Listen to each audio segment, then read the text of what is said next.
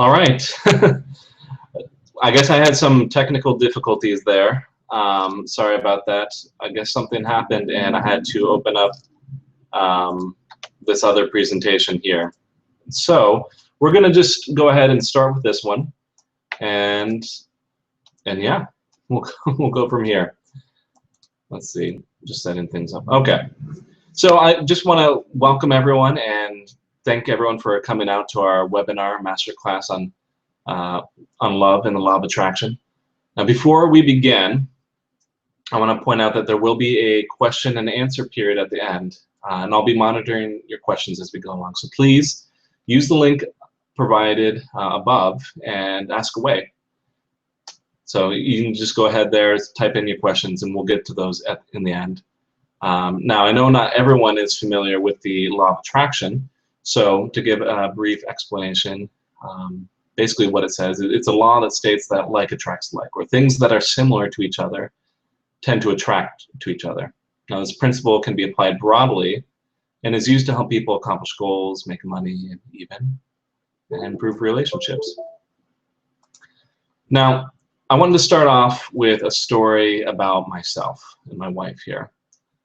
This is how I met my wife and how the law of attraction influenced our relationship and how we use it today to have the relationship that we want. Now, we actually met 15 years ago. I was going out to school for the first time, so was she. We actually came from the same town and attended the same church, but I had never even spoken to her. I didn't know her at all.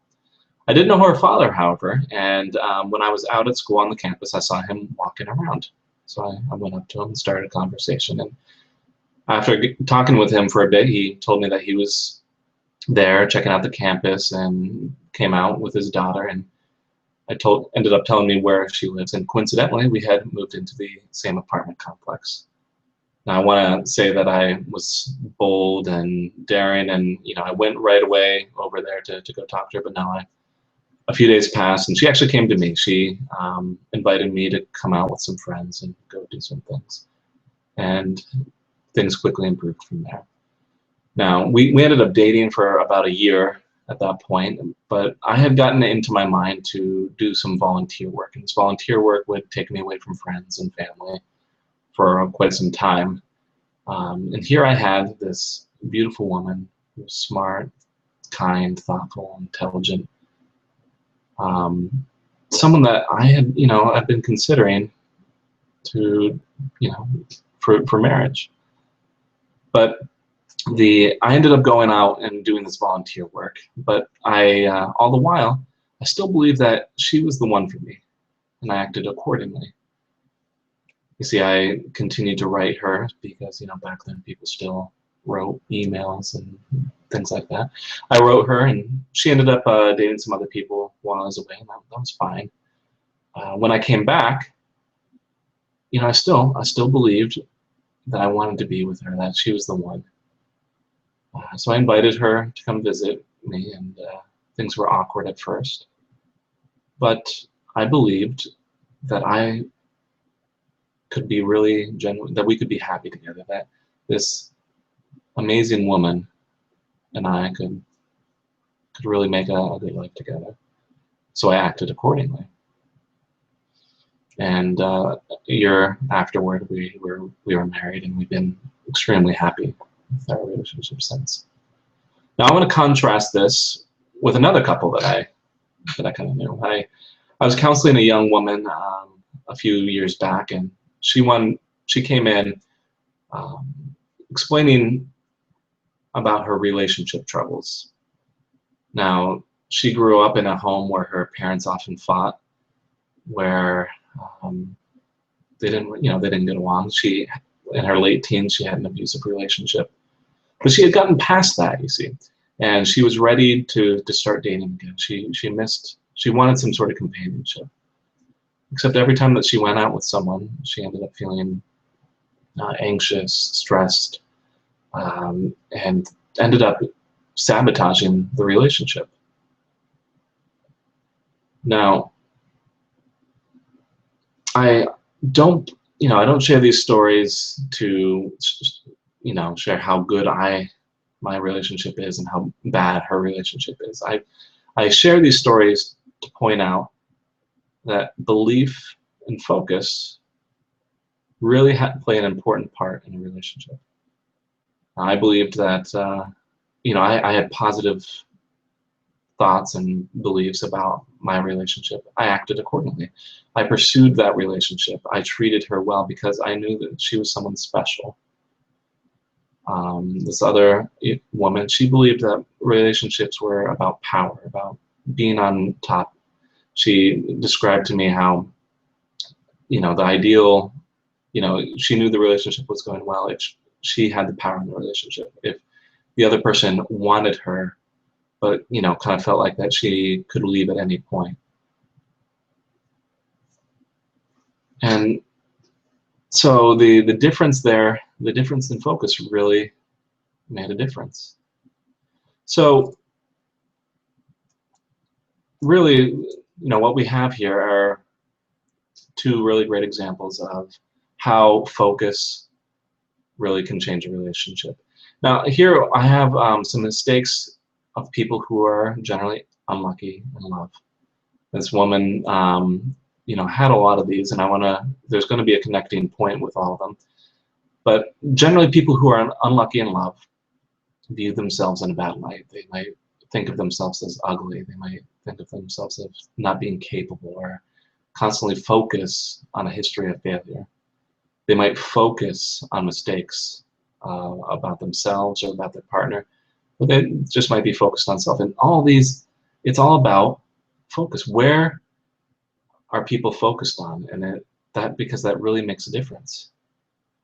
And so the big question then, to avoid pitfalls, to avoid the kind of situation that that woman was in, the question is, what do you focus on and to have a successful relationship? And in order to focus on something, you need to know what you want. You need to have a definition of what is an ideal relationship. So I want you to ask yourself a couple questions when you're defining your ideal relationship, because I want you to define your ideal relationship. What would your role be in this relationship? What will you give up? What will you give to make this relationship good? Because, the relationships are about giving and receiving. So what are you going to be doing in this relationship? Are you going to be, I don't know, are you going to be the one that's going to be cooking? Are you going to be the one that's going to be out working? Are you going to be the caregiver? Are you going to be the one that's going to be, settling things down when they get stressed? What is your partner's role going to be? Are they going to be someone who's going to be caring for you? Are they going to be someone that you can, you can cry on their shoulder, come to them with problems? What do you want out of your partner? And what are you going to give to get that? But when you're writing down your definition, when you're defining this ideal relationship, it is extremely important that you define it in positive terms.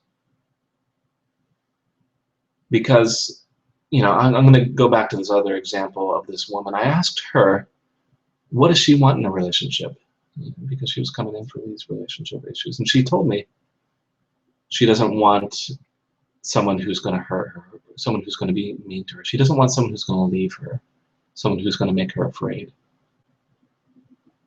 And I stopped her right there and I said, okay, well, what do you want? I'm pointing out that she was attracting all these negative attributes in partners because she was focused on those attributes.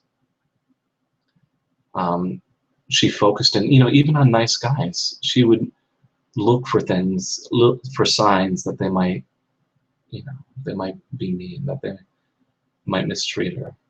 So she ended up rejecting plenty of people who really could have given her some happiness. And so it's ideal, it's important in our definition to define it in positive terms. Now, I actually want you to go and write down your definition right now. I'm going to take just a moment as I'm writing, because we're going to come back to this. You're going to be coming back to this later. The reason why I'm asking you to do this is because, once again, if you don't know what you want, how are you going to get there? I want you to go into a lot of detail about how this ideal relationship is going to benefit you, your partner, how you would feel, the difference it would make in your life, how others might react when they see how happy you are. Fleshing this out is paramount if you're going to get what you want. So with that said, many people don't really know how to define a healthy relationship. This woman that I was talking about, like I said, she grew up in a home where her parents frequently fought. She was in abusive relationships. She talked about how her friends would speak negatively about the relationships that they're in. So what do you do in that sort of situation if you don't have a good example to go off of? Well, it's very simple. You go and you figure it out. You can do something right now to move towards that ideal definition, to move towards the ideal relationship that you want. If you don't have good examples, you can always look to friends. This woman didn't have good examples with her friends, but there are plenty of other resources out there. You can read books, you can research articles, you can even attend webinars like this to find out how you can have a good relationship, to find examples on what makes a good relationship, a happy relationship, a successful one. So once you have your definition, we're gonna, we need to talk about some of the important things, like how do you give and receive love within that relationship. But before we get into that, I want to start with some basics. First, let's start out with what's called the law of vibration. Now, the law of vibration, it connects very closely to the law of attraction. It basically states that everything, when you get right down to it, is made out of energy. The energy has a certain frequency to it. When we connect that with the law of vibration, the things of a similar frequency attract each other. Now, when I say everything, I mean everything. I mean even your thoughts, the things that you say, your emotions that you have, your environment. And so, really, like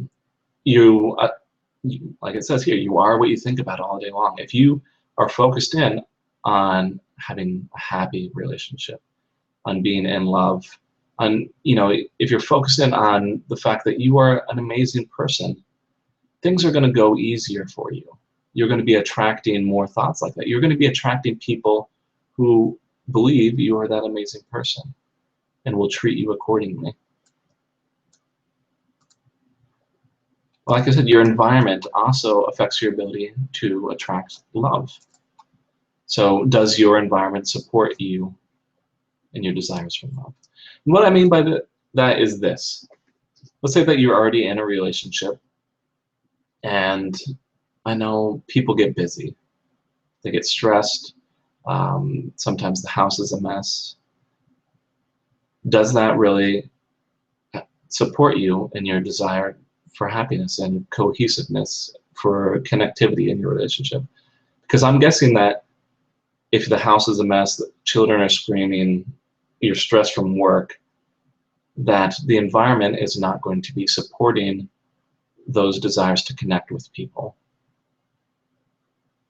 Similarly, if you are single and you put up all these reminders of being single, you put up reminders that that you're unhappy, you listen to unhappy music about not being able to find love, there are things that you can do, or things that you can eliminate to better affect your environment so that it supports you and your desires. Because every little thing contributes to your reality, to what you are attracting in your life. Now, do your relationships support you and your desires for love? Are people coming to you and talking about how they got in a fight last night, and are they constantly talking negative about their partners, your friends? Are the people around you really supportive of you going out and finding that happiness, that love? Because if they're not, maybe some things need to be adjusted, because every little thing is going to contribute to this. And things will start to change when your attitude changes. And your attitude starts to change a little bit by bit as you become mindful of these little things. But there's other things that you can do to affect your attitude, to adjust your vibration. Now, what I say, one of the things that I suggest to nearly everyone that I meet with is that meditation is great for helping you to get what you want. Now, a lot of people have a misunderstanding about what meditation is. Some people believe that it's sitting there just having an empty mind. You might sit cross-legged and have a brief chant. While that is one type of meditation, really what meditation is it's consciously directing your thoughts, becoming aware. And it's a great way to adopt new beliefs. I talked about earlier how some of my beliefs affected how I viewed my relationship with my, at the time, girlfriend, how some of this other woman's beliefs affected how she viewed relationships. Are there some unhelpful beliefs that you have? And are there some new beliefs that you should be adopting?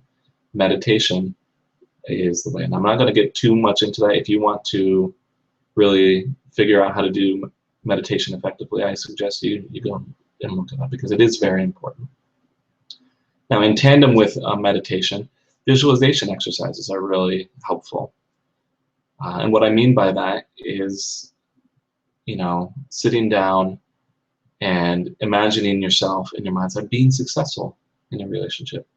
If you're trying to find someone, imagine yourself approaching someone new, having a good conversation with them, feeling at ease. Now, some people might, dismiss that practice. But really what that is doing is it's training your brain. It's getting your brain used to the possibility that you can be successful. You can have that happy relationship. As you practice that, your brain will physically change to better accept that idea. And so that when you go out and actually do those things, it's much easier to be successful, to approach that person, or to have that nice connecting conversation with your partner.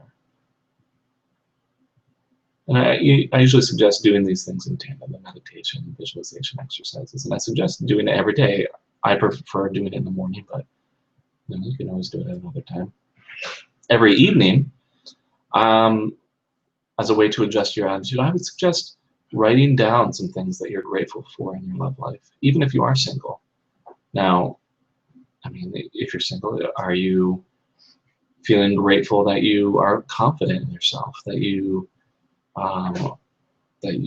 believe yourself to be attractive, that you believe that you can go out and find someone? If you are grateful, if you're in a relationship, are you grateful for the things that the relationship has brought you? I just want you to write some things down. As you are focusing in on the things that you're grateful for, you start to adjust your vibration, your attitude bit by bit, and it becomes easier to have that success. Now, these aren't just one-off activities. It's important that when we are doing them, that we have some consistency, because these activities are about training your brain. It is about helping yourself adjust bit by bit to get where you want to be. Now, going on from there, ways to give and receive love, it is all about belief, like I was talking about earlier. My beliefs really affected how I approached,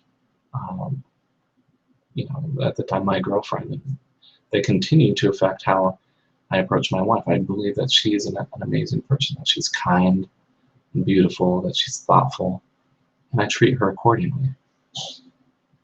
If we don't have these kind of positive beliefs about our partner, we can adjust our beliefs. We can do that, as I was talking about, through meditation, through visualization.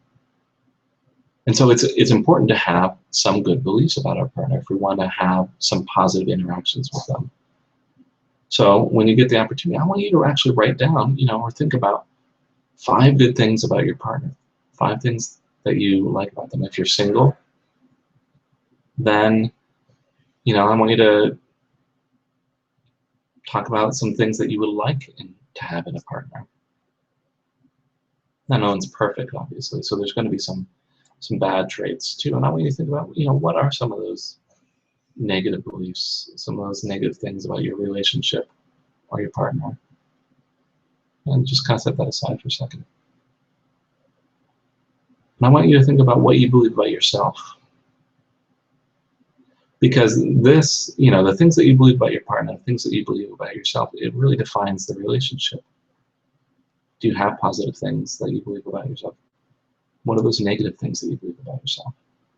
Really, what is your intention concerning those negative beliefs?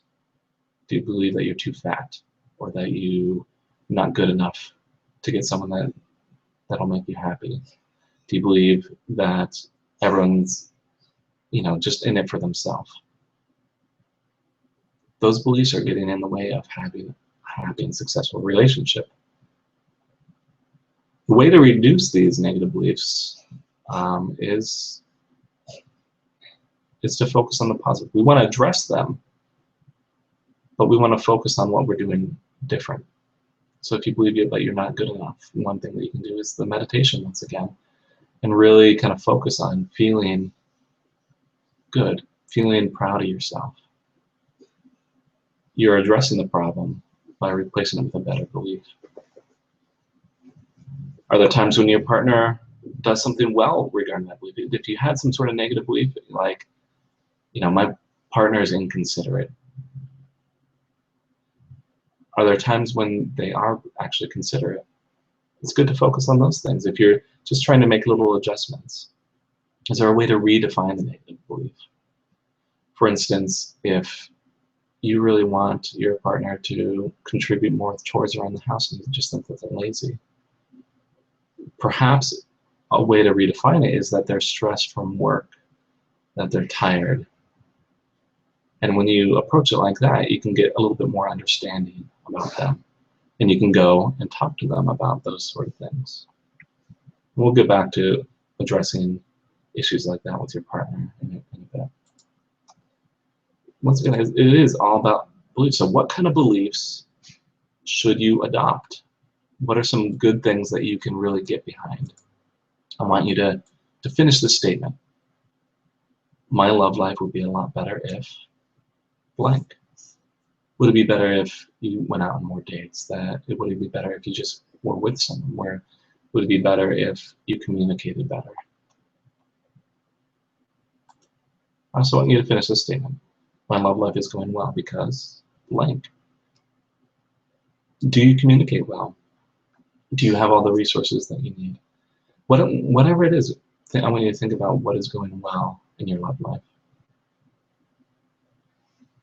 These are really going to be what you can work towards with your beliefs. And not everyone is, most people do not think about how their love life is going well. They don't focus on those things. But if you can focus on that, your attitude changes a little bit, and it's easier to interact with that partner. It's easier to get along because you're focusing on what's good about your relationship, your love life. The statement about my love life would be a lot better if, that's something that you can work towards. That's really should be included in that definition of what the ideal relationship is. But that's a belief that you can kind of get behind. You can adopt that belief. Like, my love life would be a lot better if we communicated better. And if you start focusing in on those communication issues, they'll improve. So, I wanted to get from there to talking about the other half. We talked about a lot of things that you can do for yourself in affecting the relationship.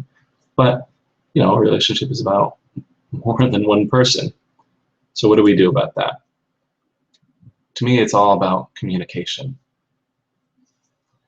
Now, there are some common pitfalls when communicating. I put these out not so that we focus on them, but so that people are aware of them, so that we can, focus in on positive things, avoid these things. So some common pitfalls with communication is mind reading. Do you, let's say that you really want to go out for a really nice date for Valentine's Day. Do you just kind of assume that your partner is on the same page as you? That would be mind reading. I mean, these are things that are going to lead to disappointment.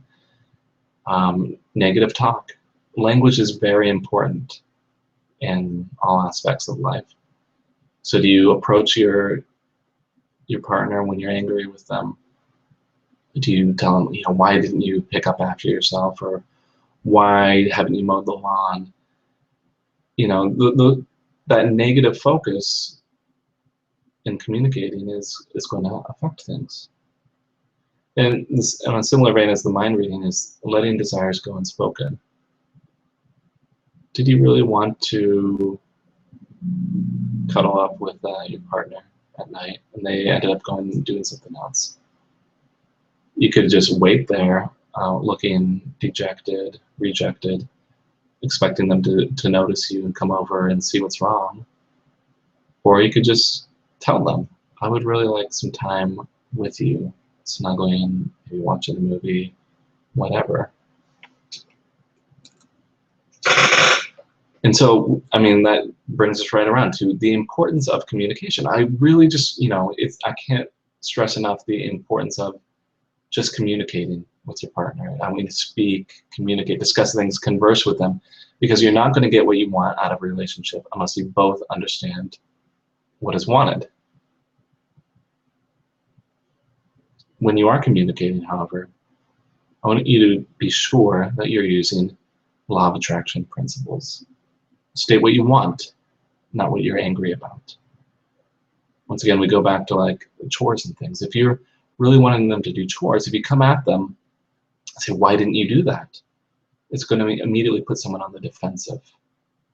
They're going to defend themselves, and then you're going to get into an argument. But if you tell them, I would really like a nice peaceful environment, and I'd like these chores done. What can we do to make it easier to get this done? There, it turns into a conversation where you're working together. The language is important.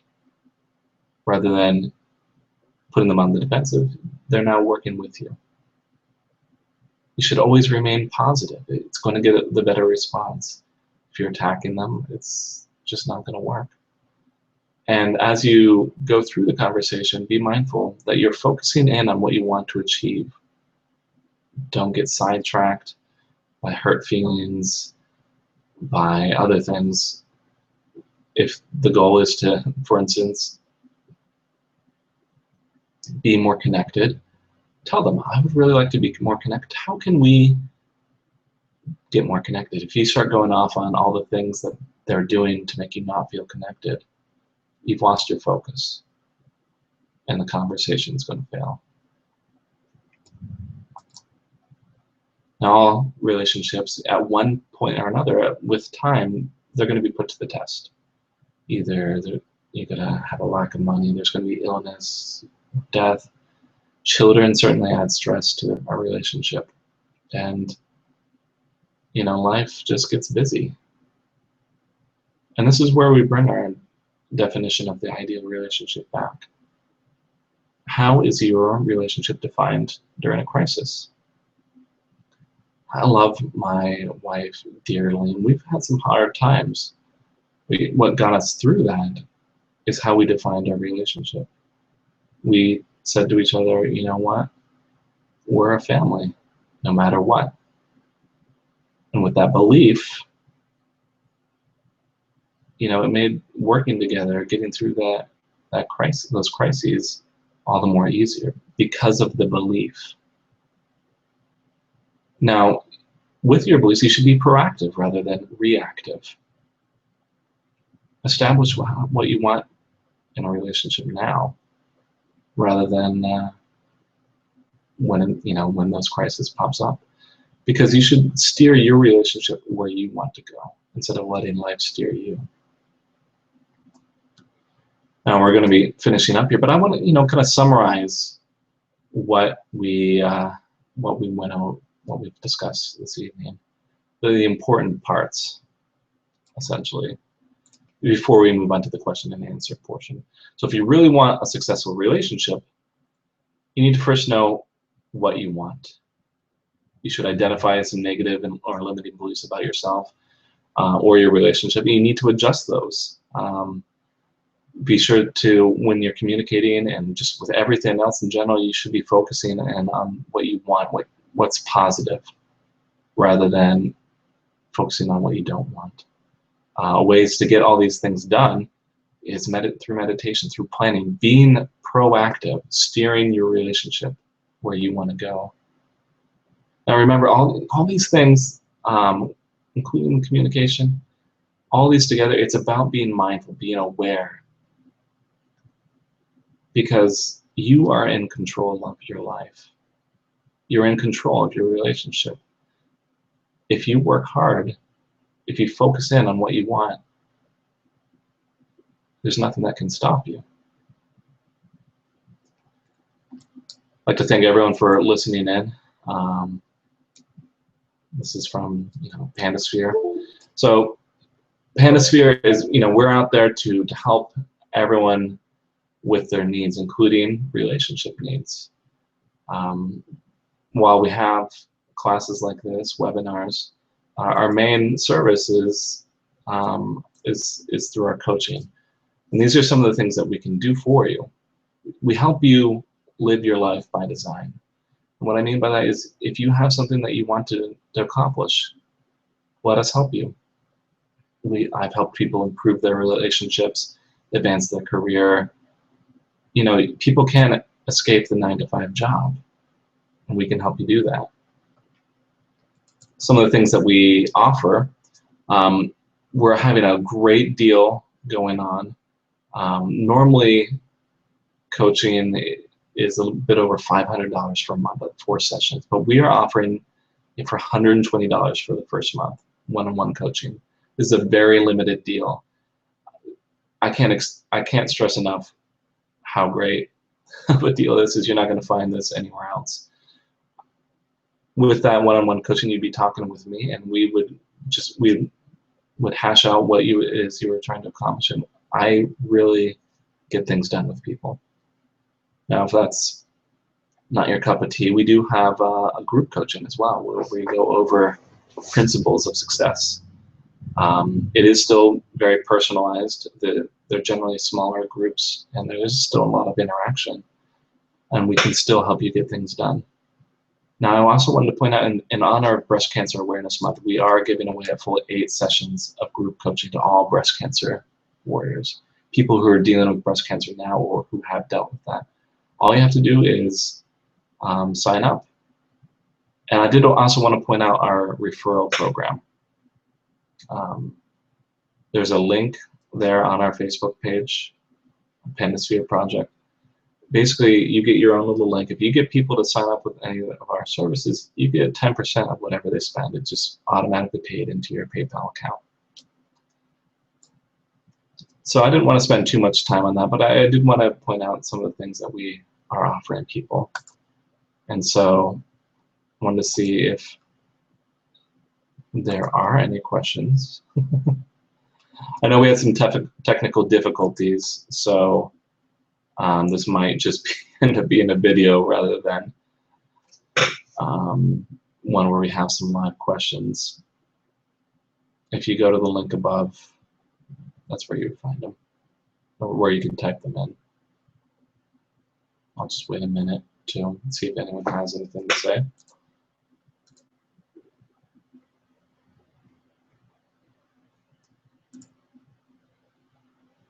Yeah, I think that the technical difficulties killed it for us. We ended up having to use a link that wasn't advertised everywhere, but no matter. We do have a question and answer segment every week through the Pandasphere Project. You're welcome to send us an email. You're welcome to comment on our Facebook page, and we generally try to get to those questions eventually. All right, thanks for listening in. I hope this helped you get towards that relationship that you've always wanted. All right. Oh, looks like we do have a viewer. a couple viewers now. I'm actually just finishing up the presentation here. I was getting to the question and answer period. There's a link up at the top. If you do have any questions on relationships, you're welcome to put it in there. If not, that's fine. I do invite you to look through the presentation after I'm done here. It is being recorded, and you're able to go and watch this afterward. It's going to be on our YouTube channel. Well, if there's no questions, I think I will sign off then. All right, thanks for tuning in.